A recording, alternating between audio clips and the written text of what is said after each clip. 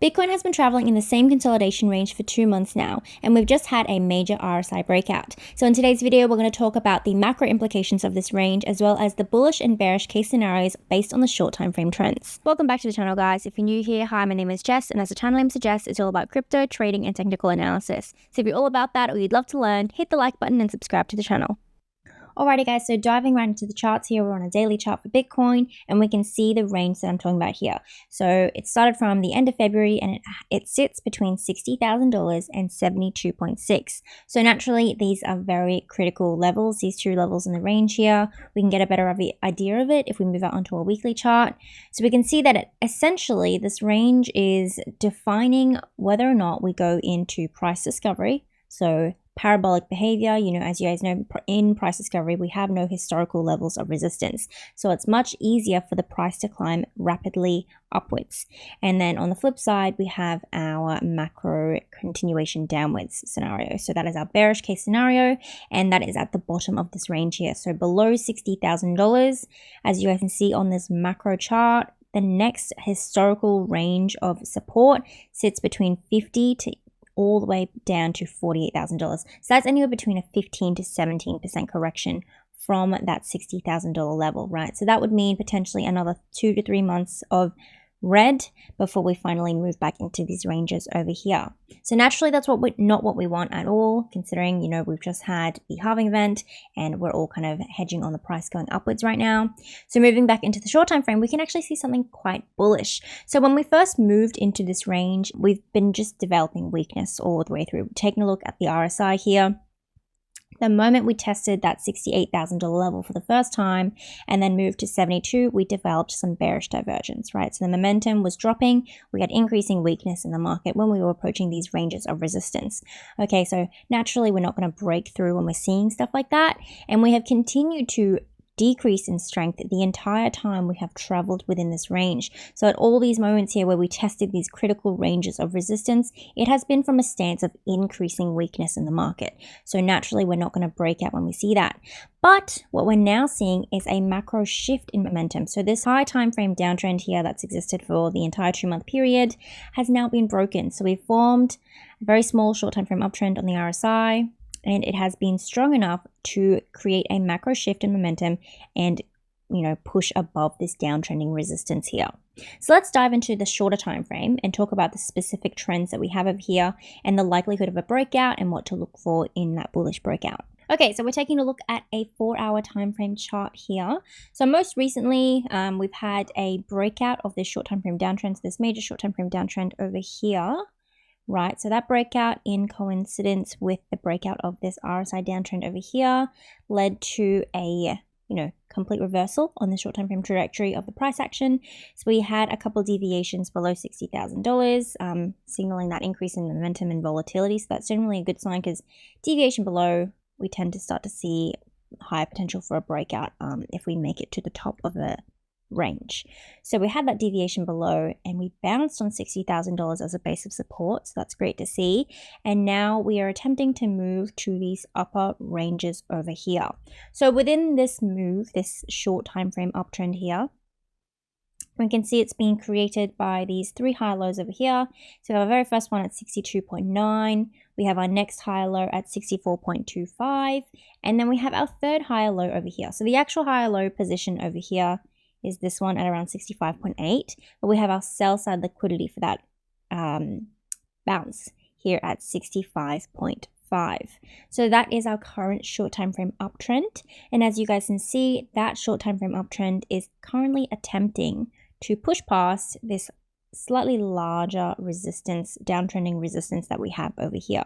So these are the higher lows that we have on the just slightly higher time frame on the 4-hour chart that are that's kind of suppressing the price downwards to these ranges down here. So we're trying to break above that on the very short time frame through this shift over here. So through that move, we have a couple ranges of resistance. So naturally, the midline of the channel, we also have a key level of volume too. So that midline is acting currently as a range of resistance in confluence with that downtrending resistance. We have our next short time frame range of resistance at $69.3 thousand. That is the POC level. And obviously, 69K, we know it's a key level of volume on the macro charts as well. So that's going to be acting as a pretty strong level of resistance. So both of these ranges serve as a potential area where the price of Bitcoin will kind of slow down, as we're seeing right now, and stagger a little bit. However, it does look like we should be breaking out because, like I said, if we go back to that daily chart and that RSI, we take a look, this is the first time in the last 2 months that we have approached these ranges of resistance within the channel or within the parallel range from a position of strength as opposed to a position of weakness, right? So this is the first time in the 2-month period that we are actually approaching these with a strong potential of a breakout. So moving back to the 4-hour time frame, right, it does look like we should be breaking out of this downtrend soon. And then from that, the next target range is the $69,000 level here, right? And the same kind of idea applies to this higher time frame resistance over here at $72,600. If we break above 69.3, we find support on 69.3 and we move above to test this range of resistance, that will again be the very first time that we're testing 72.6 from a position of strength rather than weakness. So the likelihood of a breakout over here is pretty high as long as we get to it. So it's much higher than it's been before, and it's quite unlikely that in the instance that we reject from 72.6, that we see another macro correction to $60,000. I don't see that happening. If we do, we've got all these levels of support in the meantime to prevent us from getting all the way down to $60,000. So overall, on the short time frame, in terms of a move upwards, things are looking very, very strong. So we know what we're kind of targeting in terms of that bullish case scenario. So let's talk about what we need to see for the bearish case scenario. So what would conclude to us that the bullish case scenario has been invalidated and we are in fact going downwards. So obviously the very first thing that we're looking for is the invalidation of this short time frame uptrend over here. So that will tell us that the current strength of the price action isn't enough to continue in the current trajectory that we're going, right? So that tells us that we have a slightly stronger potential in that circumstance of going down instead of continuing upwards. Okay, and then in that move, the very first level that we're looking for is this sell side liquidity for the third higher low over here. So we can see confirmation of that in the volume profile as well. So right below that sell side liquidity level, we have a volume gap.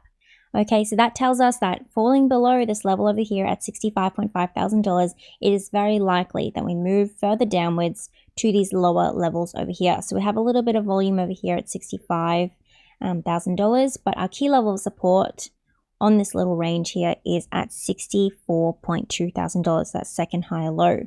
If we fall below that, then the next natural move that we're looking for is to 62.7, and below that, again, you guys can see the decreasing volume. We have our macro level of support at $60,000. So there are a couple of levels of support in terms of that move downwards, but all of that would be triggered by first a invalidation of our uptrend and a candle close on the 4-hour time frame below 65.5.